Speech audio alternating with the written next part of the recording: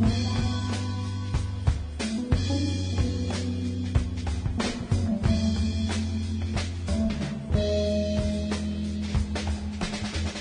everybody, I'm Scott. It's Antiwar Radio. Kathy Kelly's on the line. She's from Voices for Creative Nonviolence. Hi Kathy, how are you? Hello Scott, I'm good, thank you. I really appreciate you joining us today. So what, they're putting a bunch of people on trial? Are you one of them? What's the dang deal here? Yes, I'm one of them. We were in April of 2009 at Creech Air Force Base, and at that point I think some of us were just beginning to become alerted to the reality that the United States was using, instead of the surge tactic that was used in Iraq, a tactic that some of the generals in Iraq thought was actually more effective, and that was targeted assassinations. And the usage of drone warfare accomplishes that. There are many other ways in which these combat drones are being used in Afghanistan for surveillance and for actually attacking people.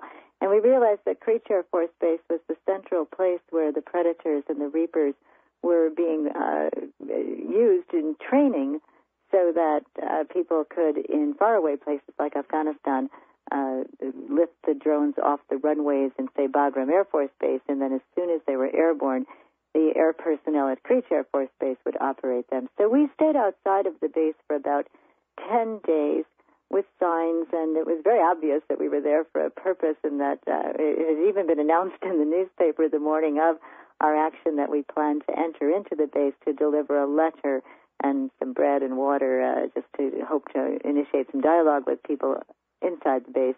And it was reported that we had forced our way onto the base, but actually there's a video footage of us more or less sauntering onto the base. We encountered soldiers who were quite frightened, honestly, immediately clicked their rifles and seemed very, very nervous. And then we went... Well, you guys were all dressed up in camouflage and carrying rifles, or what?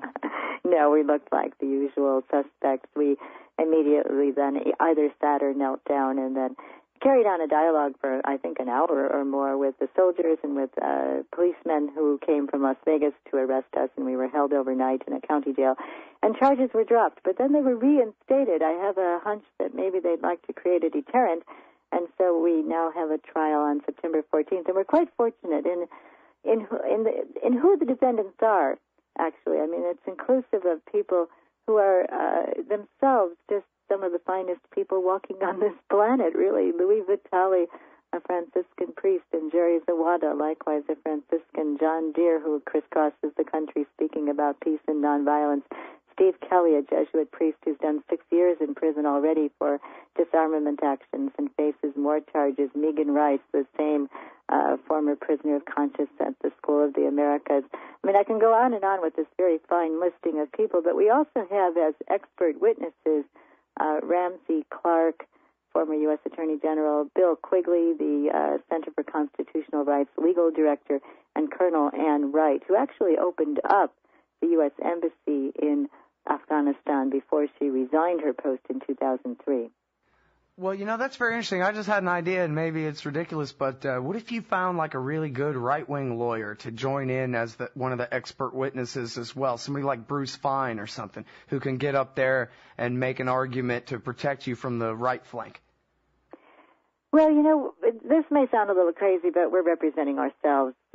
We are bringing people in as expert witnesses, but we believe that it's important for people to take personal responsibility. You know, if we're willing to articulate that we're acting under our obligations under international law to be very, very familiar with the Nuremberg trials and with the citizens' responsibilities to intervene when attacks are being launched against unarmed civilians, and that these are in violation of international law, then we have to be able to stand up and articulate this for ourselves. So we're most grateful for right or left or any kind of wing lawyers who want to be interested in this case. We think we're raising some of the most vital issues of our time. But we're assembling in advance so that we can make sure our skills are fairly sharpened at representing ourselves in the courtroom.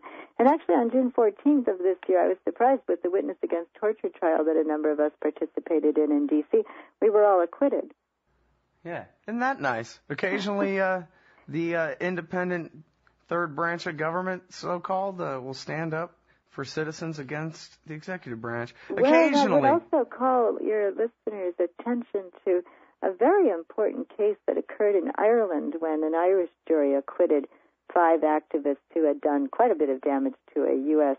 Navy warplane parked on the tarmac in Shannon Airport in Dublin, just outside of Dublin. And then that has issued a whole series of actions, and you can't find an Irish jury to convict the activists who have gone into Raytheon factories, opened the windows, dropped the computers right out the windows, and all been acquitted. It's an interesting history, but I think we do, whether we like it or not, or know it or not, we have responsibilities under international law to interfere with our governance when the government is in violation of the law. Hey, and the bottom-up natural law as well, of course. Well, and you make such an important point there in kind of an offhand way about the Irish. They can't find a jury to convict these people. It sort of doesn't matter, really, whether the law in Ireland says it's wrong to sabotage an American plane on its base's tarmac there. You can't find anybody to convict them. And that's how liberty is enforced, from the bottom up. Nope, sorry, you're not allowed to take Kathy Kelly to jail, not on my watch. Well, I think you're right. And in fact, while I would invoke international law, I'm much more interested in building up our communities of nonviolent resistance here in this country so that people would begin to recognize the terrible affliction that we're causing to people who, I would say, have meant us no harm. I'm thinking about teenagers, on mountainsides in Afghanistan who are so poor they're out trying to collect scrap metal and risking their lives and limbs because they go after the, embedded landmines, just hoping they can go and sell the brass. And these kids, they may not even know where my city of Chicago is, but then all of a sudden they become targeted by the drone surveillance, which I guess isn't so good because they couldn't distinguish these children from insurgents. And next thing you know, they're blasted right out of their little lives' existence. Well, this is a very short-sighted tactic that General Petraeus and before him certainly General McChrystal, I believe that President Obama have wanted to use, thinking this is the tactic of choice. Drone surveillance, targeted assassinations. We'll have our list of high-value targets, and we'll just go on down the list. And if it takes us to Somalia and Yemen or North Korea, we just will be so powerful and strong with our superior technology. Well, it's short-sighted because in the long run, people are furious. The families, the relatives, the onlookers, and the onlookers are a big group of people. Look at the menacing might of the United States and our haphazard violations of international law, and I think people won't put up with it. So the security of the people in the United States is being jeopardized. Right. Well, I'm sure you remember well, and probably sadly as I do, how dedicated people were in their loyalty to George W. Bush as great leader. And no matter what criticism Kathy Kelly could ever come up with, the answer always was, well, Kathy Kelly has a problem, not George Bush, not what we're doing. And we're living through this exact same thing again.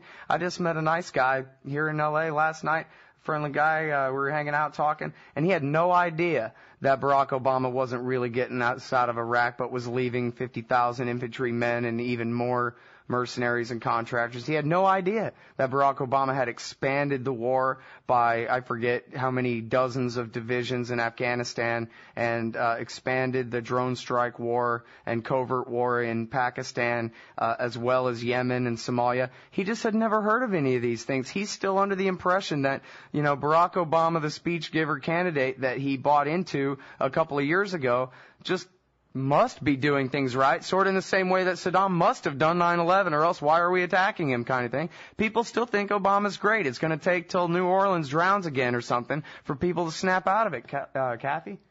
Well, I think the major corporations that benefited as war profiteers under the Bush administration are still in power. John Perkins talks about the swirling clouds, and I think these corporations have just as much power in the Obama administration. I think that President Obama had key opportunities when he could have and he should have spoken up. He may have sacrificed his possibilities to be a second-term president, but he would have saved many lives and limbs. And he didn't speak up, but that doesn't lessen our responsibilities.